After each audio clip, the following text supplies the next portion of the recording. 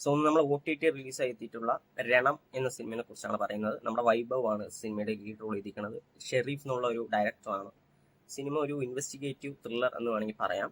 ഒരു ടിപ്പിക്കൽ ആയിട്ടുള്ള ഒരു തമിഴ് പടങ്ങളിൽ കണ്ടു മറന്ന സ്ഥിരം ടെംപ്ലേറ്റിലുള്ള ഒരു തുടക്കം. അതായത് ഒരു പോലീസ് സ്റ്റേഷന്റെ മുമ്പിൽ ഒരു ബോക്സിനകത്ത് കരിഞ്ഞ ശരീരത്തിന്റെ ഒരു രണ്ട് കാല്, കൈ, അങ്ങനെ തല, അങ്ങനെ 3 ഭാഗങ്ങളായിട്ട് കിട്ടുകയാണ്. അപ്പോ നമുക്കറിയാം ഇതിങ്ങനെ ഒരു സ്റ്റാർട്ടിങ് നമ്മൾ കണ്ടു കഴിഞ്ഞാൽ തന്നെ അറിയാം ബാക്കി എങ്ങനെ പോകുന്നു. അങ്ങനെ തന്നെ പോകുന്ന ഒരു സിനിമയാണ്. നായകൻ നമ്മളെ ഫേസ് റിക്കഗ്നിഷൻ ഇമേജ് ഒക്കെ തയ്യാറാക്കുന്ന ഒരാളാണ്. അതായത് എത്ര കരിഞ്ഞതാണെങ്കിലും വികൃതമായാലും പോലീസിന് വേണ്ടി ആ രൂപം ആ ഒരു ഇതിൽ വെച്ചിട്ട് തന്നെ ആളുടെ യഥാർത്ഥ രൂപം വരച്ചെടുക്കാൻ പറ്റുന്ന പുള്ളിയാണ്. പുള്ളിയും അത് മാത്രമല്ല, കേസ് ഇത്തിരി ബുദ്ധിമുട്ടുള്ള കേസുകളൊക്കെ ആണെങ്കിൽ മറ്റേ കേസിന്റെ അവസാനം എഴുതി ഉണ്ടാക്കുന്ന ആളും കൂടിയാണ്. അപ്പൊ നായകനൊരു ഫ്ലാഷ് ബാക്ക് ഉണ്ട്, അതൊരു 10 മിനിറ്റ് കാണിക്കുന്നുണ്ട്. അത് ഭയങ്കര വെറുപ്പിക്കലായിരുന്നു.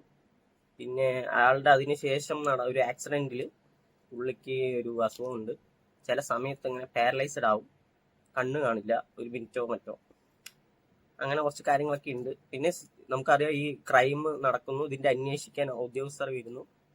എന്തുദ്യോഗസ്ഥരുണ്ടെങ്കിലും നായകനാണല്ലോ, അപ്പൊ നായകനെ വിളിക്കും, എന്താ സംഭവം എന്ന് ചോദിക്കും.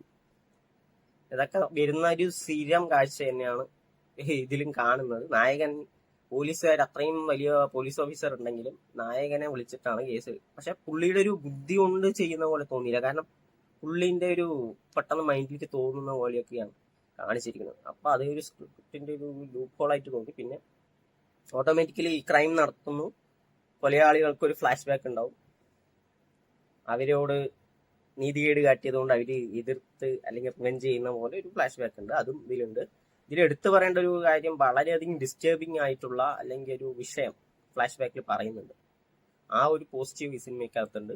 പിന്നെ ത്രൂ ഔട്ട് സ്ക്രീൻ പ്ലേ നമ്മളെ ടെൻഷൻ എടുപ്പിച്ച് കാണാൻ തോന്നിക്കണം എന്ന രീതിയിൽ കുറച്ച് കാണിച്ചിട്ടുണ്ടെങ്കിൽ നമുക്കത് ടെൻഷൻ അല്ലാതെ ഒരുമാതിരി തോന്നും. കാരണം എന്തൊക്കെയൊക്കെ കാണിച്ചിട്ട്, അതായത് നേരെ പോകേണ്ട ഇതിനെ കൊണ്ട് വളഞ്ഞ വഴി കൊണ്ടുപോയിട്ട് ആ എത്തേണ്ട സ്ഥലത്ത് തന്നെ എത്തിക്കും.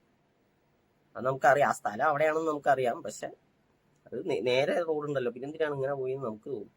പുള്ളി ഉദ്ദേശിച്ചത് നമ്മളെങ്ങനെ ഇങ്ങനെ ഇരുത്തണം എന്നാണ്. അപ്പോൾ ഇതൊരു ടിപ്പിക്കലായ ഒരു സ്ഥിരം ടെംപ്ലേറ്റിലുള്ള ഒരു ഇൻവെസ്റ്റിഗേറ്റീവ് ത്രില്ലറാണ്. അത് അതിൽ ചെറിയ ചെറിയ നല്ല കാര്യങ്ങളുണ്ട്, കൂടുതലും ക്രിഞ്ചാണ്. ടോട്ടലി നമ്മൾ കണ്ട പ്രിഡിക്റ്റബിൾ ആയിട്ടുള്ള മൂവിയാണ് രണം എന്ന ഈ സിനിമ.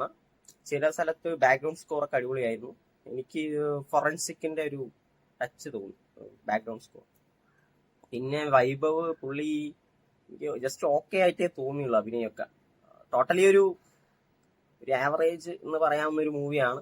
നിങ്ങൾക്ക് സമയം ഉണ്ടെങ്കിൽ ജസ്റ്റ് ഒന്ന് കണ്ടു നോക്കാം. ജസ്റ്റ് ഒരു പാസബിൾ വാച്ച് ആയിട്ട് കാണാവുന്ന ഒരു സിനിമയാണ് രണം.